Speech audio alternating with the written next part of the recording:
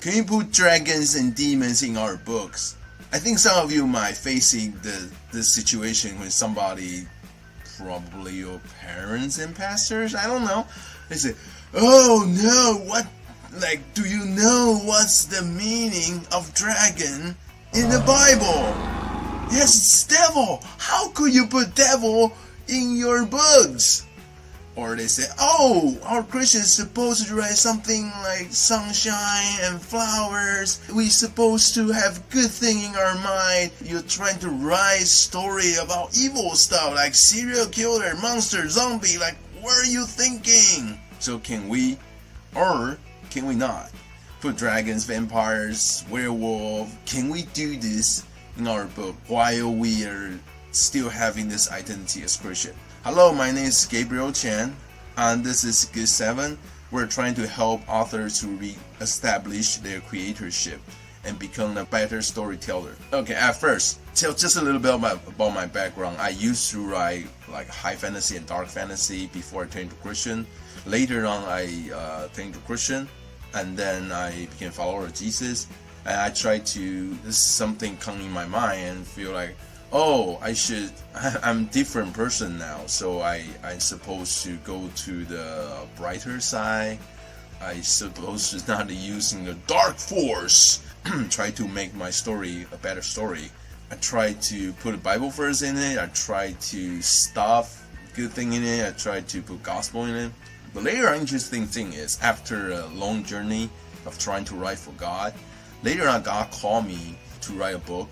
At first, I just want to make it just high fantasy, but later on, the Lord just said, "No, you should make it dark fantasy," because God wants to use my book, my story, to reach those people who want to read dark fantasy. So, can we do that without evil stuff? I don't know. Probably I can't. Like how you write dark fantasy with everything's bright? I can't. But for me, I think most importantly, those monsters, those dragons, those demons, and all those dark stuff, dark plots and setting and all those stuff, they're just wrapping.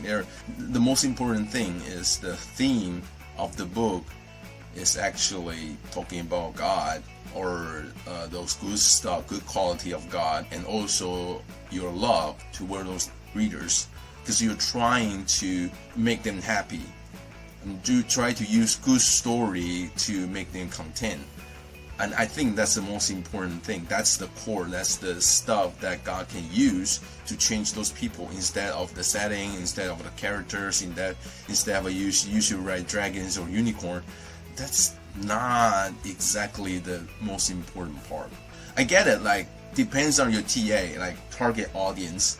If you write to kids, it's not a good idea to like writing a serial killer, right? If you're writing, Christian background readers, you probably shouldn't put a lot of vampire and just doing evil stuff. And I understand you should follow that lead, but it depends. It's not like you shouldn't do that. It is, I believe, as long as you're following God's calling, as long as you know who you are trying to communicate with, who you are trying to love through your stories, then it is okay. There's one exception. I have background like spiritual warfare, so I know a little bit about witchcraft.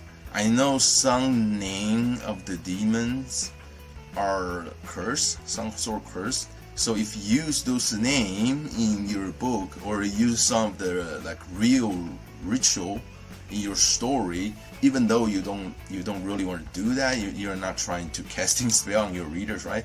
So you're doing that even though you don't have the intention, you might draw some of the evil spirit. I think that's the only exception.